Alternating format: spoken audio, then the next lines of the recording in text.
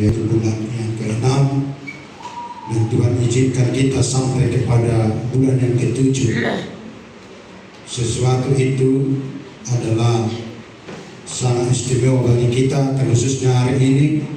Bapak Ibu Saudaraku, diperkenankan Tuhan hari di dalam rumah Tuhan untuk berbakti, beribadah kepada Tuhan. Oleh karena itu, mari kita bersyukur, berterima kasih kepada Tuhan. Haleluya.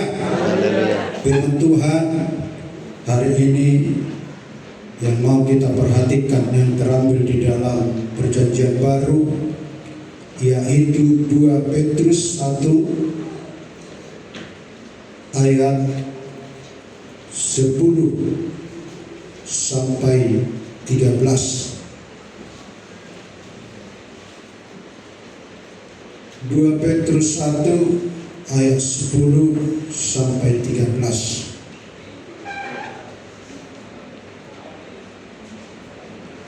Kita akan sama-sama membaca firman Tuhan. Jika sudah ditemukan, katakan amin. 1, 2, 3. Karena itu saudara-saudaraku, berusahalah sungguh-sungguh supaya panggilan dan pilihanmu diteguh. Sebab jikalau kamu melakukannya, kamu tidak akan pernah bersandung. Dengan demikian kepada kamu akan dikaruniakan hak penuh untuk memasuki kerajaan kekal, yaitu kerajaan Tuhan dan Juru Selamat kita Yesus Kristus. Karena itu aku senantiasa bermaksud mengingatkan kamu akan semuanya itu, sekalipun kamu telah mengetahuinya dan berteguh dalam kebenaran yang telah kamu terima. Aku menganggap sebagai kewajibanku untuk tetap mengingatkan kamu akan semuanya itu selama aku belum meninggalkan kemah tubuhku ini. Sebab aku tahu bahwa aku akan segera meninggalkan kemah tubuhku ini, sebagaimana yang telah diketahukan kepada kamu. Puji Tuhan. Saudara-saudara yang dikasih Tuhan, hari ini judul firman Tuhan dipanggil dan dipilih Allah. Dipanggil dan dipilih Allah. Nah, saudara, kita harus menyadari bahwa kita di tempat ini ada sebagaimana ada, bukan secara kebetulan. Namun kita harus menyadari kita ada hari ini, hidup, bernapas, dapat berbakti, tidak lain tidak bukan oleh karena panggilan Tuhan. Oleh karena itu, saudaraku yang dikasih Tuhan, firman ini disampaikan Rasul Petrus kepada bangsa Israel. Supaya apa, saudaraku? Supaya bangsa Israel yang sudah mengetahui semuanya itu, kata firman Tuhan, mereka harus berusaha sungguh-sungguh supaya panggilan dan pilihan semakin dekat. Dan ini juga datang kepada kita umat Tuhan, Gereja Pentakosta Kampung Baru Cikupa, supaya kita berusaha dengan sungguh-sungguh akan panggilan kita dan pilihan kita, saudara-saudara yang dikasihi oleh Tuhan. Nah, oleh karena itu, saudaraku, kita dipanggil tentu memiliki atau melalui satu proses yang tidak begitu saja. Sehingga dikatakan tadi ayat firman Tuhan ini, karena itu aku senantiasa bermaksud mengingatkan kamu Ini Rasul Petrus mengingatkan sama dengan kami, hamba-hamba Tuhan yang selalu memberikan renungan kepada umat Tuhan, dan kami selalu berharap Bapak Ibu Saudaraku semakin baik, semakin sempurna, semakin mengenal panggilan Tuhan bagi saudara. Sebab tadi dikatakan dalam ayat ini, saudara-saudaraku yang dikasihi Tuhan, sekalipun kamu telah mengetahuinya dan telah teguh dalam kebenaran yang telah kamu terima. Sudah banyak firman Tuhan yang saudara terima, terkhususnya di gereja kita ini. Gereja kita ini sudah berumur hampir 30 tahun. Dengan kata lain, umur 30 tahun sudah selayaknya kalau laki-laki atau perempuan untuk berumah tangga. Dan sudah selayaknya mendapatkan turunan. Artinya saudara-saudara yang dikasihi Tuhan, bahwa kita umat Tuhan yang ada di gereja ini tidak lagi seperti dahulu. Sudah diingatkan oleh firman Tuhan, menunjukkan seperti yang disampaikan Rasul Paulus, bahwa kami mengingatkan kembali di dalam memberikan renungan, menyampaikan firman Tuhan. Tidak gampang saudaraku.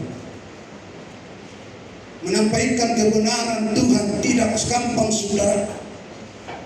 Menyediakan yaitu renungan khotbah tidak gampang saudara. Ada banyak tantangan, ada banyak persoalan. Kadangkala tubuh kita kurang fit, kadangkala saudara-saudaraku ada tantangan, kadangkala saudaraku ada bisikan iblis, bermacam-macam saudara-saudara yang dikasihi Tuhan. Sehingga Rasul Petrus ini mengingatkan jemaat yang ada di Israel itu saudaraku, supaya mereka sungguh-sungguh memperhatikan panggilan mereka. Dan cuma-cuma saudaraku, Rasul Petrus mengingatkan mereka tidak hanya dipanggil, tapi Rasul Petrus ingin bahwa mereka semua terpilih. Sebab kita tahu banyak orang yang terpanggil, tapi belum tentu dipilih saudara-saudara yang dikasihi Tuhan. Nah, hari ini firman ini sampai kepada kita. Rasul Petrus katakan, aku menganggap sebagai kewajiban untuk tetap mengingatkan kamu akan semuanya itu, selama aku belum menanggalkan kemah tubuhku ini. Nah, demikian juga saudaraku kami, sama seperti yang disampaikan oleh Rasul Petrus ini, memiliki kewajiban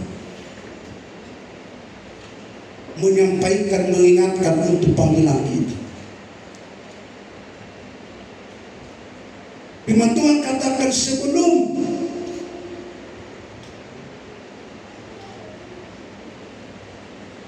saya ulangi, aku menganggap sebagai kewajibanku untuk tetap mengingatkan kamu akan semua itu, selama aku belum menanggalkan kemah tubuhku ini. Artinya saudara-saudara yang dikasihi Tuhan, itu juga yang kami sampaikan kepada kita. Sebelum kemah, artinya sebelum saya dipanggil Tuhan. kewajiban saya mengingatkan Bapak Ibu Saudara yang dikasih Tuhan yang ada di tengah-tengah gereja kita ini untuk sungguh-sungguh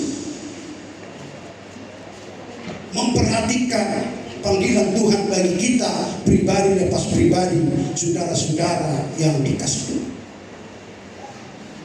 Mengingatkan, dan tugas kami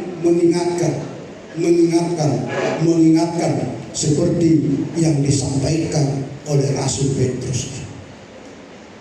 Nah saudara-saudara, ketika kita sudah dipanggil oleh Allah, dipanggil Tuhan, dipanggil Yesus untuk kita saudara-saudara menjadi umatnya, menjadi anak-anaknya, kita harus memiliki atau melalui satu proses. Dan Tuhan tidak cukup hanya memanggil saudara dan saya. Tuhan ingin juga bahwa saudara dan saya dipilih menjadi pemilik, menjadi pewaris kelak nanti kerajaan yang telah disediakan Yesus Kristus, saudara-saudara yang dikasihi oleh Tuhan.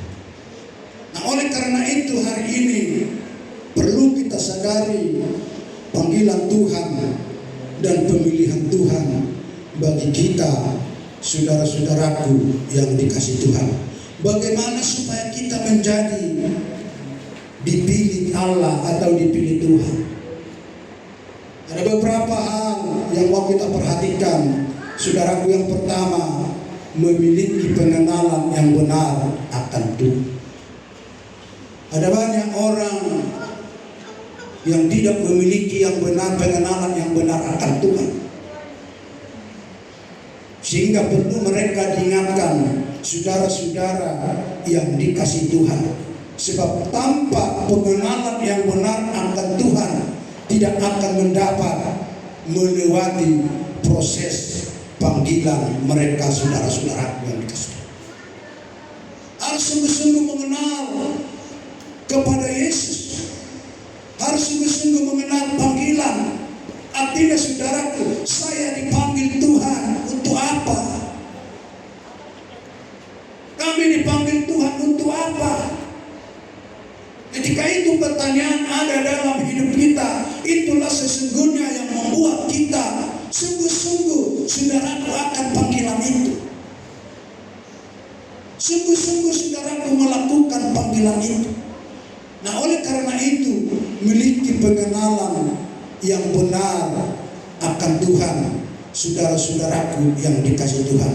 Dikatakan sebab orang yang memiliki pengenalan yang benar kepada Tuhan, maka mereka dapat melewati proses panggilan Tuhan dan selalu merasa ringan dan enak dan penuh sukacita dan bahagia, saudara-saudara yang dikasihi.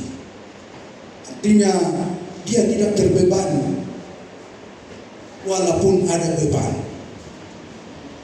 Haleluya.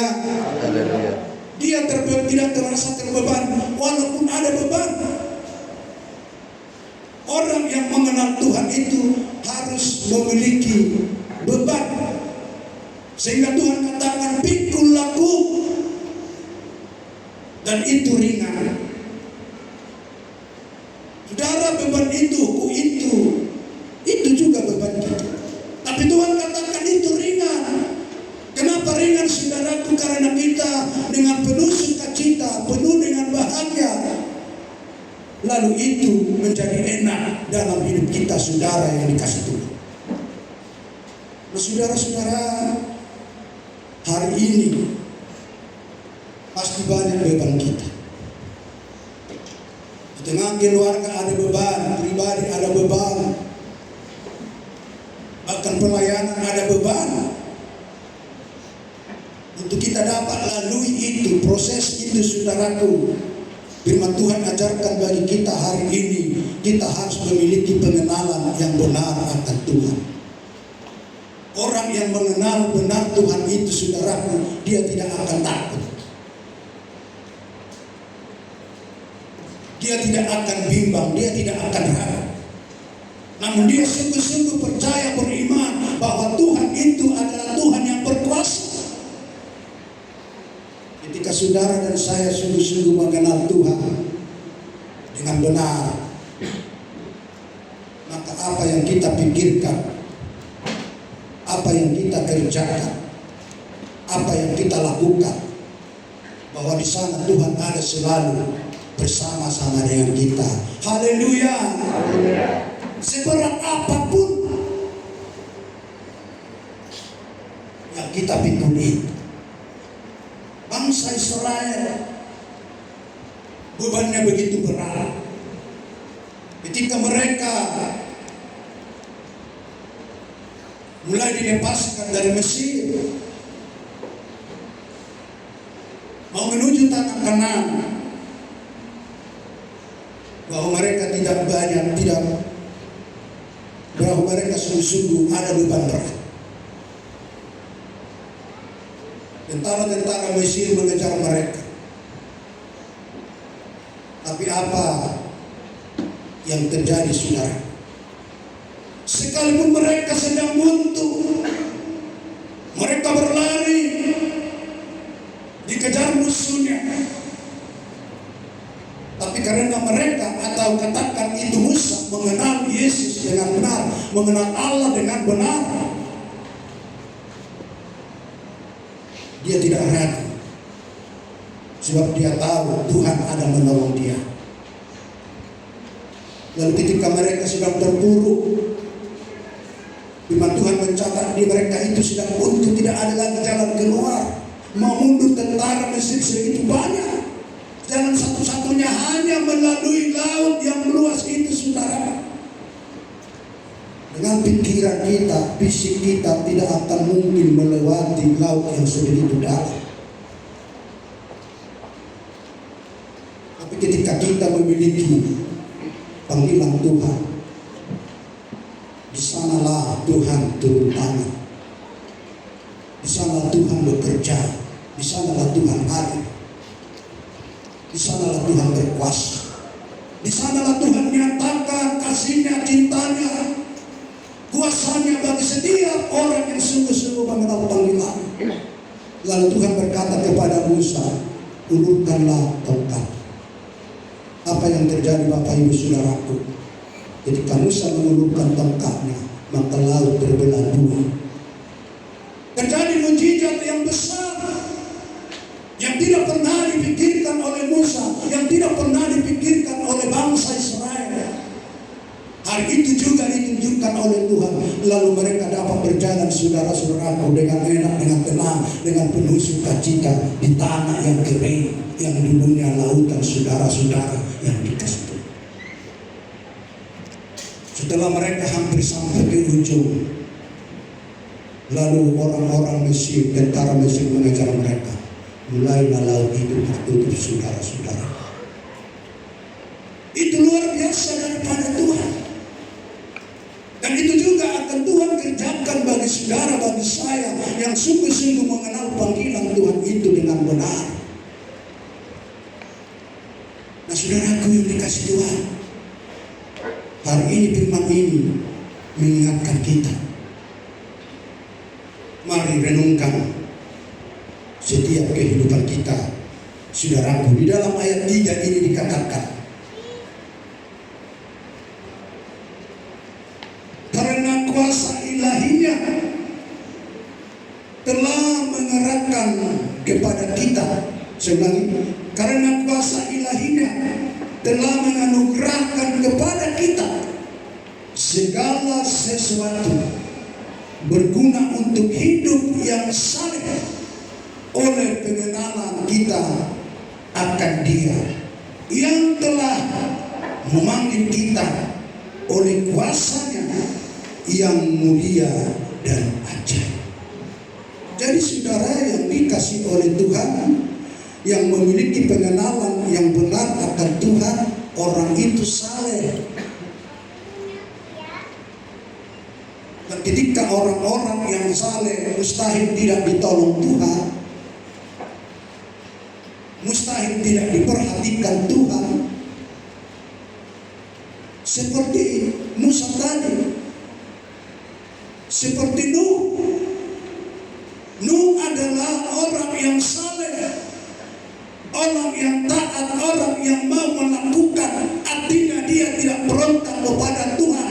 Apa kata Tuhan dia yang kerjakan? Nuh, kerjakanlah perahu dan buatlah itu di bukit.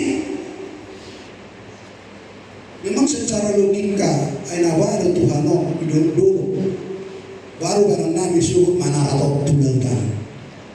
Dia tidak berpikir demikian, saudara.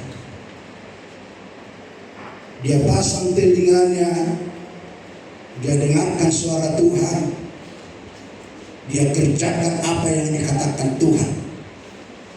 Sebab bagian dia hanya mengerjakan, bagian memindahkan perahu itu nanti dari bukit atau dari gunung ke laut, urusan Tuhan. Yang penting dia saleh.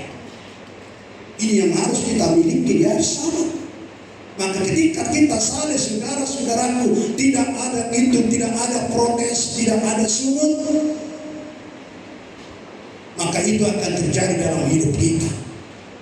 Lalu kita lihat, saudaraku, firman Tuhan menceritakan kehidupan Nuh itu. Ditolong oleh Tuhan, keajaiban Tuhan seperti firman-Nya itu. Saudara-saudara yang dikasih Tuhan, Tuhan lakukan, Tuhan nyatakan dalam hidup Nuh. Dengan beberapa hari Tuhan mendatangkan air bah.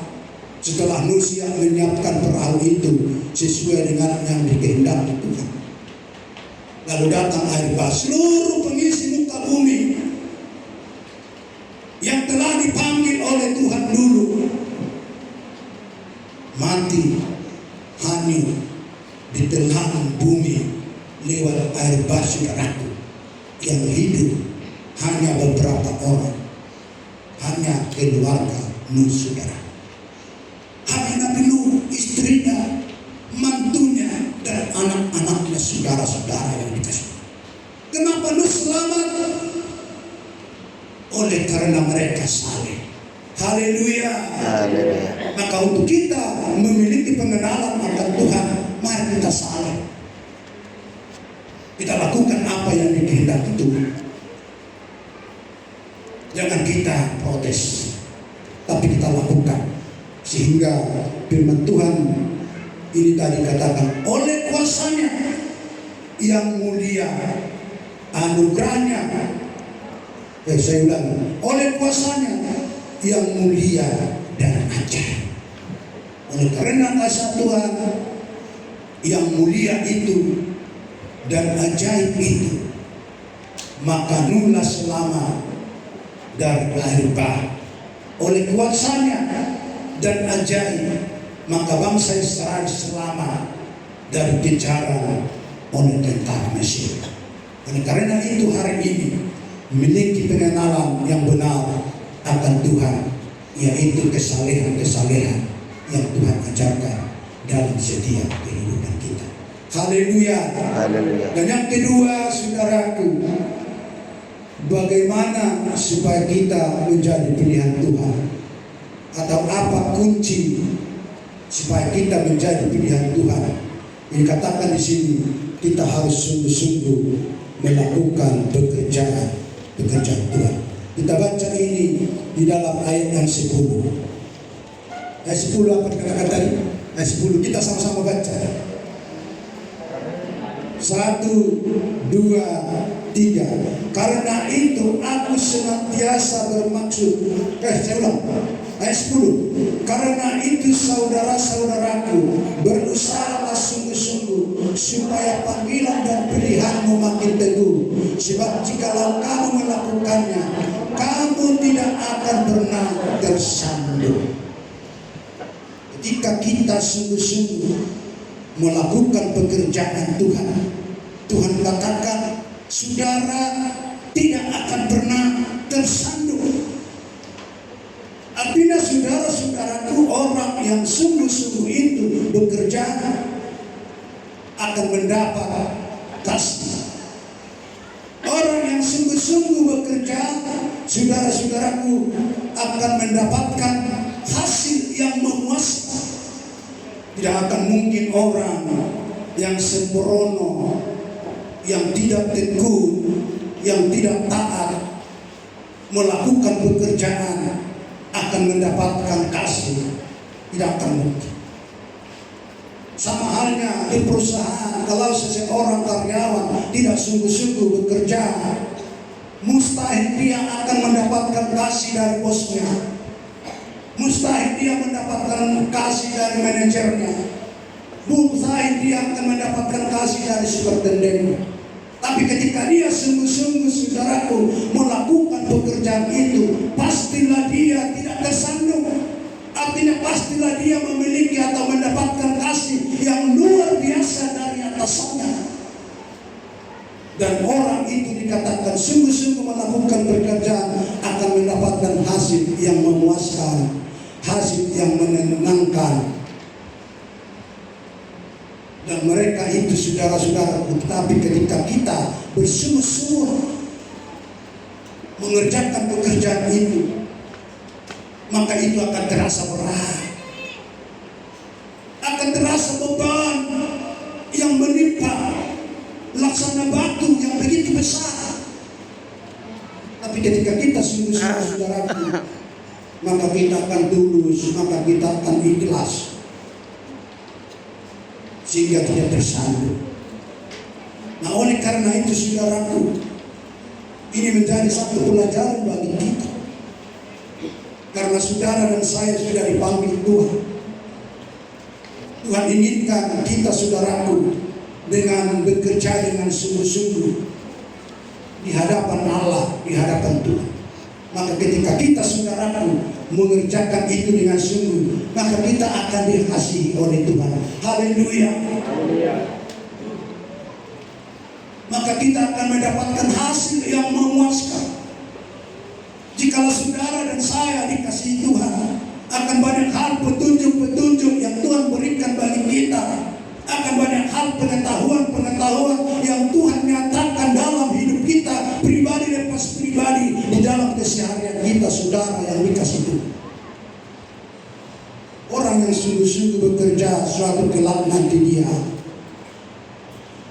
kalau pertama dia menjadi anak buah, dia tidak akan selamanya anak buah. Tuhan perhatikan, Tuhan peduli. Suatu kelak dia akan menjadi pimpinan, suatu kelak akan menjadi atasan. Seperti kita yang hadir hari ini, bapak-bapak, ibu-ibu, pemuda-pemudi, suatu kelak ketika kita sungguh-sungguh bekerja dalam ladang Tuhan, suatu kelak saudara akan menjadi pemimpin-pemimpin. Suatu kelak saudara akan menjadi saudara-saudaraku yang dikasih Tuhan, atasan-atasan. Dunia tidak akan pernah abadi, hidup tidak akan pernah abadi, tapi regenerasi akan tetap berjalan. Dan itu terus diprogram oleh Tuhan, saudara. Tetapi selagi kita masih ada, saat kita, mari kita kerjakan yang terbaik, yang sesuai dengan kehendak Tuhan, saudara-saudara yang dikasih Tuhan. Sebab itu nanti akan menjadi sesuatu yang berkenan bagi orang-orang yang menggantikan kita di kemudian. Nah, hari ini firman ini mengingatkan kita, saudaraku, orang yang sungguh-sungguh bekerja, dia akan dikasihani. Dan orang-orang yang sungguh-sungguh melakukan pekerjaannya, dia akan mendapatkan hasil yang akan memuaskan. Tapi orang-orang yang tidak sungguh-sungguh, dia akan bersungguh, dia akan merasa berat. Nah, oleh karena itu, firman ini mengingatkan bagi kita, ada pekerjaan kita berat. Mari kita sungguh-sungguh. Haleluya. Jangan bersungguh. Ketika saudara bersungguh akan berat. Ketika kita bersungguh tidak akan dikasih Tuhan. Dan ketika kita tidak dikasih Tuhan, saudaraku, maka kita tidak mendapat hasil apa-apa. Maka kita akan mendapat hasil ini. Dengan kata lain, bisa saja Tuhan menutup keran berkatnya bagi saudara dan saya ketika saya bersyukur akan hal pekerjaan yang Tuhan berikan bagi setiap kehidupan. Tetapi kita mau sungguh-sungguh kepada Tuhan, walaupun ini berat pekerjaan yang Tuhan berikan, aku akan pikul, kami akan pikul. Lalu Tuhan akan berapa siap yang tidak pernah kita pikirkan, yang tidak pernah kita lihat, akan Tuhan tunjukkan bagi setiap kehidupan kita. Haleluya, haleluya. Nah, oleh karena itu Bapak Ibu Saudaraku yang dikasihi Tuhan, ketika kita sungguh-sungguh dan setia melakukan pekerjaan Tuhan, Firman Tuhan katakan, saudaraku, ketika kita setia kepada pekerjaan kecil, maka Tuhan akan memberikan pekerjaan besar. Tuhan akan berikan pekerjaan besar. Dan ketika Tuhan berikan pekerjaan besar, ada sukacita yang besar. Haleluya. Tahun depan kita akan ada pekerjaan besar. Percayalah, kita tidak menanggung sendiri. Ada pembela kita, ada penolong kita, ada bersama-sama dengan kita. Saudara tidak pernah ditinggalkan, saudara tidak pernah dibiarkan. Tuhan katakan bahwa Dia penolong, akan Dia utus penolong yang sejati, penolong yang tidak pernah berubah dahulu, sekarang, sampai sekarang. Itu adalah orang yang sungguh-sungguh bekerja. Dia tidak takut, dia tidak gentar, dia tidak khawatir. Saudara-saudaraku yang dikasihi Tuhan, maka dikatakan ketika kita dipanggil oleh Tuhan, hanya saudara-saudaraku bekerja keras dengan perkara kecil, maka perkara besar akan Tuhan berikan bagi kita. Sebab firman Tuhan berkata, banyak yang terpanggil, sedikit sekali yang terpilih. Banyak yang terpanggil, banyak yang dipanggil, hanya sedikit yang terpilih, yaitu hanya orang-orang yang selalu sungguh-sungguh mengerjakan pekerjaan Tuhan sebagai kewajiban kita, saudara. Jadi artinya, saudara, ketika kita dipanggil tidak cukup hanya di sana, tapi kita terpilih. Kalau tadi kesaksian anak kita, Ardian Marbau, berapa ratus orang dipanggil di Kepri ini, hanya yang diterima 30-an lebih. Kalau tidak salah di Batam ini mungkin puluhan, tidak sampai 20. Nah, saudara-saudara yang dikasihi Tuhan, banyak terpanggil, tapi cukup hanya dipanggil, saudara, tidak. Saya, saudara, kita sekalian harus terpilih. Dan pada umumnya orang yang terpilih adalah pemenang-pemenang. Puji Tuhan, pemenang-pemenang. Dan saya kira kita semua mau ingin jadi pemenang. Tak seorang pun kita yang jadi pencuri. Dalam pekerjaan pun kita ingin pemenang. Dengan kata lain, kita berikan apa yang kita mampu. Kita berikan apa yang kita dapatkan. Kita berikan apa yang kita pikirkan. Supaya lewat itu, saudaraku, ada sesuatu yang tulus dari setiap hidup kita. Sebab kenapa, saudaraku? Tuhan menginginkan yaitu sesuatu dari setiap hidup kita. Di tengah-tengah gereja pun Tuhan menginginkan sesuatu dari hidup kita. Apakah itu materi, apakah itu pikiran, apakah itu pendapat, apakah itu gagasan, selalu Tuhan inginkan dari kita. Dan itulah Tuhan hingga Tuhan berikan kita itu otak kita, pikiran kita, untuk kita dapat berpikir, untuk dapat mendatangkan yaitu kebaikan-kebaikan yang sesuai dengan kehendak Tuhan. Sebab kenapa saudaraku, sebab saudara dan saya Tuhan ciptakan adalah segambar dengan Tuhan. Dan ketika kita diciptakan Tuhan segambar dengan Tuhan, artinya kita harus memiliki wawasan. Paling sedikit karakter Tuhan ada tertanam dalam setiap kehidupan kita. Saudara yang dikasihi Tuhan, Priscilla dengan pacarnya sebelum mereka menjadi pasangan suami istri, bahwa mereka itu memberikan yang terbaik pekerjaan Tuhan di Yerusalem, yang walaupun pekerjaan mereka saudaraku sehari-harinya memasang tenda bagi orang-orang yang berpesta, dan semua hasil dari pesta itu, memasang tenda itu, mereka berikan itu kepada Tuhan lewat pekerjaan-pekerjaan Tuhan. Apakah mereka itu saudaraku sebagai marturia atau yang lain? Priscilla dan Bapak Sri Moringo Baru Panjaitan tidak salah memilih anak-anak Priscilla. Haleluya. Dan kalau sudah dipilih Priscilla, itu bukan pilihan orang tua, tapi percayalah itu pilihan Tuhan. Amin. Dan kalau sudah dipilih oleh Tuhan, mari tiru Priscilla yang dahulu dan lahir sekarang Priscilla di gereja kita ini. Ketika kamu nanti sudah diberikan Tuhan pekerjaan lewat pendidikanmu, ilmumu, bantu lakukan yang terbaik di tengah-tengah gereja kita. Supaya apa saudaraku?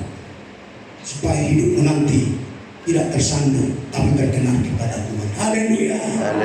Nah saudara-saudara yang dikasihi oleh Tuhan, hari ini firman ini mengingatkan kita, mengingatkan saya, mengingatkan kita semua. Mari kita sungguh-sungguh melakukan pekerjaan-pekerjaan Tuhan di dalam setiap kehidupan kita, saudara-saudaraku yang dikasihi oleh Tuhan. Ketika kita setia melakukan pekerjaan-pekerjaan ini, saudara-saudaraku, dengan sungguh-sungguh mengerjakan sebagai kewajiban kita ini. Jadi kewajiban kita bekerja, berkorban di dalam hadirat Tuhan. Artinya jangan paksa, tapi kita mau sadar, oh ini kewajiban kami, mau membangun gereja Pentakosta Kampung Baru Sikupang. Sebab kami sudah dipanggil Tuhan, dan kami tidak mau hanya dipanggil, tapi kami mau dipilih oleh Tuhan melakukan kehendak Tuhan di tengah-tengah gerejanya, di gereja Pentakosta Kampung Baru Sikupang ini, saudara. Itu yang menjadi kewajiban kita, komitmen kita, umat-umat Tuhan, hamba-hamba Tuhan, anak-anak Tuhan yang ada di gereja kita. Dan yang ketiga, saudaraku yang dikasih Tuhan, ketika kita sudah dipilih Tuhan, dipanggil Tuhan, menjadi pilih Tuhan, mari kita luput dari hawa nafsu. Kita harus luput dari hawa nafsu. Jangan kita pelihara itu hawa nafsu, saudara-saudaraku, hawa nafsu dunia, saudara-saudaraku. Sebab hawa nafsu dunia ini yang selalu memberontak kepada Allah, memberontak kepada Tuhan, memberontak kepada Sang Pencipta.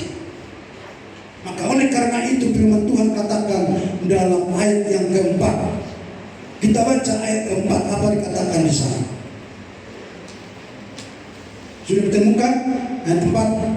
1, 2, 3. Dengan jalan itu ia telah menganugerahkan kepada kita janji-janji yang berharga dan yang sangat besar, supaya olehnya kamu boleh mengambil bagian dalam kodrat ilahi dan luput dari hawa nafsu duniawi yang membinasakan dunia. Dengan firman Tuhan katakan, dengan jalan itu, ketika saudara yang sudah dipanggil oleh Tuhan, saudaraku yang dikasihi Tuhan, selain kita sungguh-sungguh mengerjakan panggilan Tuhan, kita juga harus terluput dari hawa nafsu dunia. Hawa nafsu dunia ini jahat, dan hawa nafsu dunia ini sesungguhnya adalah milik oleh iblis, milik oleh setan, milik oleh seteru Tuhan, milik oleh Lucifer yang walaupun dulunya dia adalah berada di dalam lingkungan surga bersama-sama Yesus. Tetapi karena dia sudah jatuh ke dalam dosa, saudaraku, sehingga dia, saudaraku, penghulu-penghulu dunia atau penghulu-penghulu neraka. Maka oleh karena itu firman ini mengingatkan kepada kita, kita harus luput dari sana. Artinya kita harus jauhkan itu, harus kita tinggalkan itu dari hati, dari pikiran, dari hidup kita, saudara-saudara yang dikasih Tuhan. Contohnya, ketika kita tidak luput dari hawa nafsu dunia ini, lalu ketika Bapak Siboya sampaikan, oh kita akan memerlukan 500 juta. Berdamai itu langsung dibisikkan iblis, bisikan setan. Orang terbaik di dokon masa menimina setan, diajari kita loh. Tapi ketika kita luput, saudara, roh kita berkata, jangan. Ketika roh itu ada tetap dalam hidup kita, Roh Kudus, itu gampang, itu ringan, kerjakan aja bagianmu. Semana bagianmu mampu, nanti Tuhan akan menggenapi semua. Haleluya. Itu akan dikatakan Roh Kudus. Ketika kita, saudaraku, hawa nafsu belum keluar dari hidup kita, Roh Kudus itu tidak mau masuk, tidak mau bekerja dalam hidup kita, saudara. Maka perlu ketika ada itu hawa nafsu, buang itu jauh-jauh. Tinggalkan itu, singkirkan itu. Supaya apa? Supaya kita bebas dipimpin, diarahkan, dibimbing oleh Roh Kudus yang sudah kita terima dalam setiap kehidupan kita, saudara-saudara. Sebab Roh Kudus itu tidak mengecewakan. Roh Kudus itu, saudaraku, tidak membuat kita patah hati, tapi Roh Kudus selalu menghibur. Ketika saudara dan saya sedih, Roh Kudus akan menghibur. Jangan bersedih, jangan susah, jangan bimbang, jangan ragu. El Shaddai, Allah Maha Besar, mampu memberkati setiap kehidupan kita. Haleluya. Nah, oleh karena itu, ketika kita dipilih, kita juga harus terluput dari hawa nafsu dunia yang tidak berkenan kepada Tuhan. Sebab hawa nafsu adalah zona nyaman dari kita. Ketika saudara dan saya memiliki zona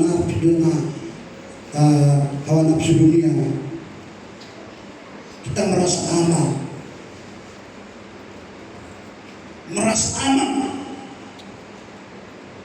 Tapi ketika kita, saudara-saudara yang dikasih Tuhan, menyingkirkan itu, menjauhkan itu, mari kita tinggalkan dan kita masuk kepada zona nyamannya Tuhan Yesus Kristus. Haleluya.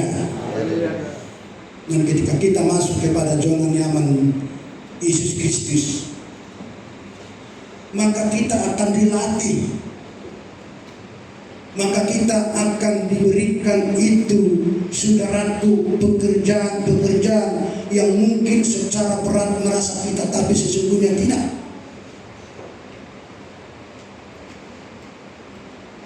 Seakan-akan berat, tapi sesungguhnya tidak. Maka Tuhan katakan ini, saudaraku, kita lihat dulu Efesus 5 ayat 18. Tolong salah seorang membaca sampai nanti ayat 21. Efesus 5 ayat 18. Demikian firman Tuhan, dan janganlah kamu mabuk oleh anggur karena anggur menimbulkan hawa nafsu. Tetapi hendaklah kamu penuh dengan roh, dan berkata-katalah seorang kepada yang lain dalam mazmur, kidung puji-pujian dan nyanyian rohani. Bernyanyi dan bersoraklah bagi Tuhan dengan segenap hati. Ucaplah syukur senantiasa atas segala sesuatu dalam nama Tuhan kita Yesus Kristus kepada Allah Bapa kita, dan relakanlah dirimu seorang kepada yang lain dalam takut akan Kristus. Puji Tuhan. Orang yang ada di dalam zona nyaman Tuhan itu, yang pertama dia katakan, dan pergunakanlah waktu, saya ulang 18, dan janganlah kamu mabuk oleh anggur, karena anggur menimbulkan hawa nafsu. Tetapi hendaklah kamu penuh dengan Roh Kudus. Penuh dengan Roh Kudus. Mabuk anggur ini bukan, ini ditafsirkan bukan anggur secara harfiah, tapi mabuk anggur ini adalah kesombongan yang Tuhan, seperti Lucifer. Dia merasa dia tahu, dia merasa pandai, dia merasa memiliki segala-galanya. Artinya dia tidak lagi ada lagi di atas dia, sebab di atas langit ada langit, di atas langit ada lagi Tuhan, saudara-saudara. Nah, oleh karena itu, saudara yang dikasih Tuhan, orang yang membuang hawa nafsu itu dikatakan di sini tidak mau anggur, dikatakan di sini penuh dengan Roh Kudus, dan dia berkata-kata kepada yang lain dalam mazmur, puji-pujian, tidak merendahkan. Orang yang bermazmur itu memuji. Apakah memuji Tuhan, apakah memuji saudara, tidak salah memuji saudara, tapi jangan maksud untuk merendahkan. Ada orang memuji tapi maksudnya motivasi yang salah. Tapi sungguh-sungguh harus memuji dengan yang benar. Seperti khotbah kita yang dulu, dia memuji seseorang itu, saudaraku, saya lihat minggu kemarin bajunya warna ini, tapi sekarang warna ini. Cantik kata dia, tapi motivasinya salah, saudara. Kalau memuji, pujilah dengan benar. Haleluya. Kita puji saudara kita, tidak salah. Yang boleh puji kamu piau orang. Haleluya. Kalau yang ngasih rohana, dipuji kamu ada itu na asapnya berdeta anda. Tapi sungguh-sungguh memuji biar kita sama-sama anak-anak Tuhan. Haleluya. Dan selanjutnya dikatakan, saudaraku, ini kita siapkan setengah 12 sudah siap khotbahnya. Dikatakan di sini, saudara yang dikasih Tuhan, ayat 20, ucaplah syukur senantiasa atas segala sesuatu dalam nama Tuhan kita Yesus Kristus kepada Allah dengan Bapa kita. Ucap syukur senantiasa. Kita mengucap syukur senantiasa apapun yang terjadi, apapun yang kita alami, kita ucap syukur. Kenapa kita mengucap syukur? Sebab kita tadi, saudaraku, kembali kita kepada semula, kita mengetahui atau kita, saudaraku, mengerti panggilan Tuhan dalam hidup kita. Mengucap syukur, mengucap syukur, mengucap syukur. Ayat yang lain mengatakan mengucap syukurlah senantiasa. Sekali lagi saya katakan mengucap syukur. Artinya, saudaraku, diteguhkan. Ketika saudara dan saya selalu mengucap syukur, maka di sana ada sukacita yang besar, bahwa kita itu tidak dikuasai oleh hawa nafsu, tapi sesungguhnya kita dikuasai oleh Tuhan, dikuasai Roh Kudus. Dan pada umumnya orang yang dapat mengucap syukur itu adalah orang yang telah dikuasai Roh Kudus, orang yang telah dikuasai oleh Tuhan, maka dia mampu. Seperti Ayub, itu begitu berat dia alami, tapi dia mampu. Bahkan sama istrinya dia berkata, dakolan nadamu calon tasya Tuhan. Nulisan sehari calon Tuhan artatain lama bangun rumah Tuhan. Lea, itu artinya saudara kata, itu Ayub. Ayub boto siya Tuhan be. walaupun kita melalui pekerjaan kita, tapi sesungguhnya itu dari Tuhan. Kalau kita bekerja, saudaraku, jangan kita anggap itu karena kekuatan kita, walaupun kita berusaha keras, tapi sesungguhnya itu atas seizin Tuhan, atas kehendak Tuhan itu, saudara-saudara. Nah, saudara-saudara, kalau kita diberkati, itu atas seizin Tuhan. Itu atas kehendak Tuhan, saudara-saudara yang dikasih Tuhan. Itu harus kita syukuri itu kepada Tuhan, syukuri kepada Bapa. Dan tidak mungkin dan saudaraku, bisa saja Tuhan itu akan mengalihkan ke tempat yang lain. Tapi oleh karena kita dikasih Tuhan, Dia berikan itu untuk kita. Dan Tuhan bermaksud, saudara-saudaraku, segala sesuatu yang Tuhan berikan itu, kita adalah hanya tempat sementara. Dan Tuhan inginkan itu kita kelola dengan baik, dengan rapi, untuk kemuliaan Allah, untuk kemuliaan Bapa, jangan kemuliaan kita, saudara. Ketika itu akan kemuliaan kita, saudaraku yang dikasih Tuhan, kita adalah memiliki hawa nafsu. Ketika seseorang itu merasakan itu kemuliaannya, itu adalah yang memiliki hawa nafsu, saudara. Maka Lucifer tadi itu merasa kemuliaan dia, kebanggaan dia, sekalipun dia dulu sangat dihargai memang di dalam surga waktu itu, tapi dia rasa itu kemuliaan dia, tidak kemuliaan Allah Bapa di surga. Ketika kita, saudaraku, merasa kemuliaan itu, itulah permulaan untuk kejatuhan kita pribadi lepas pribadi, saudara. Tapi kita belajar, saudara, yang dikasih Tuhan, apapun yang kita miliki, punyai, itu sesungguhnya atas seizin dan kehendak Tuhan yang berikan bagi kita. Dan Tuhan ingin, Tuhan mau, saudara, supaya kita itu kelola semuanya untuk kemuliaan Tuhan. Dan Tuhan tidak melarang untuk kita pergunakan untuk keluarga, untuk anak, untuk suami, untuk istri, untuk yang lain, untuk beli rumah, untuk dan segala macam.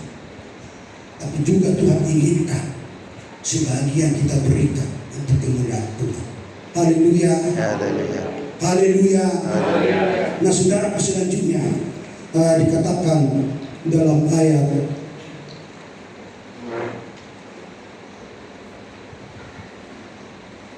21, setelah kita penuh Roh Kudus, mengucap syukur, dan kita mau merendahkan hati seorang yang lain. Ini adalah tipologi oleh Yesus yang mau merendahkan diri. Siapa Yesus itu? Tuhan kita. Itu Allah sendiri. Apa saja membuat dia tercatat. Waktu dia pun ditangkap, bukan tidak bisa dia, hari ini kamu tentara Romawi akan mati. Tapi itu bukan kualitas Tuhan kita. Tapi kualitas Tuhan kita itu adalah selalu merendahkan dan merendahkan dan merendahkan.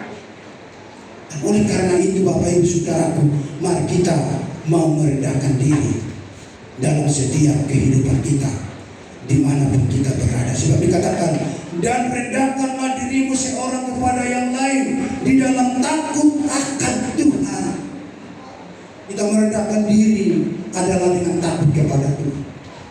Kalau saudara lihat itu peristiwa yang ada di Jawa sana, di Bandung, di mana banyak orang merusak tempat wisata, dan tempat wisata itu sementara anak muda, muda-mudi, kaula-kaula dia pakai itu untuk retreat. Mereka tidak suka, mereka tidak senang. Lalu dihancurkan itu semua, saudara-saudara yang dikasih. Tapi apa kata pemimpin itu ketika gubernur siapa namanya itu? Ya, dia kasih 100 juta untuk ganti kerusakan. Apa katanya? Dia rendah hati. Saya kami terima ini, tapi akan kami berikan membangun masjid dan musola-musola. Luar biasa, saudaraku. Itu rendah hati. Sebenarnya itu bukan tidak terluka hati umat di sana, terluka. Dan Dan kita lihat ini saudaraku, banyak yang bersuara. Hotman Paris sudah bersuara dan yang lain. Dan kita harus sadar inilah negara kita yang disebut negara Konoha. Tahu negara Konoha? Ketika sudah uang bicara yang tadinya konstruksi jalan itu kurang 1 senti atau 10 senti atau 20 senti lalu diukur, diletakkan duit, oh pas-pas katanya. Itulah Konoha. Tapi itulah walaupun itu kita tinggal di negara Konoha, kita harus sadar, tapi kita serahkan hidup kita kepada Tuhan supaya Tuhan senantiasa memelihara kita. Haleluya. Ayat penutup kita akan baca sama-sama ini. Ayat penutup Amsal 15 ayat 3. Amsal 15 ayat 3, sebab tadi saya katakan setengah 12 pas. Sudah ditemukan? 1, 2, 3 kita baca sama-sama. Mata Tuhan ada di segala tempat, mengawasi orang jahat dan orang baik. Saudaraku yang dikasih Tuhan, mari kita jangan main-main kepada Tuhan. Mata Tuhan ada di setiap tempat, yang diawasi orang jahat, diawasi orang baik. Saudara dan saya gambaran orang baik, maka saudara dan saya tidak lepas dari CCTV Allah, CCTV Tuhan. Dia awasi kita. Maka oleh karena itu kita sungguh-sungguh serahkan hidup kita kepada Tuhan. Kita lakukan yang terbaik bagi Tuhan. Kita kerjakan yang terbaik bagi Tuhan. Dan tadi saudaraku dikatakan di sini 3 hal yang mau kita proses kita saudaraku menjadi pilihan Tuhan. Milikilah pengenalan yang benar kepada Tuhan. Dan yang kedua, sungguh-sungguhlah melakukan pekerjaan Tuhan. Dan yang ketiga, luputlah dari hawa nafsu. Maka lewat itu saudara terpilih menjadi pewaris kerajaan surga. Haleluya. Amin. Mari